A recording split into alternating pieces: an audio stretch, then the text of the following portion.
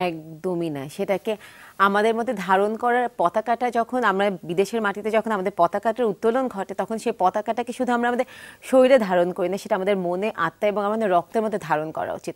কারণ ৩০ লক্ষ শহীদের বিনিময়ে আমাদের এই দেশটা পাওয়া, খুব সহজে কিন্তু আমরা স্বাধীনতা পাইনি।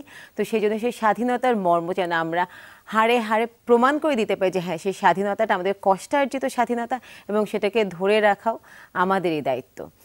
এবং সেই দায়িত্ব থেকে একটা যে দায়িত্ব আপনারা পালন করেই যাচ্ছেন, আপনাদের ছবি পাঠিয়ে আমাদেরকে সবসময় আপনাদের দায়িত্ব ভারে আমাদের ভার দিয়ে দিচ্ছেন। সেই যে ছবি পাঠিয়েছেন সেখান থেকে আজকে একটা ছবি দেখে নিচ্ছি, পরে বলছি কে পাঠিয়েছেন, কোথা থেকে পাঠিয়েছেন এবং ছবিটার শিরোনাম কি।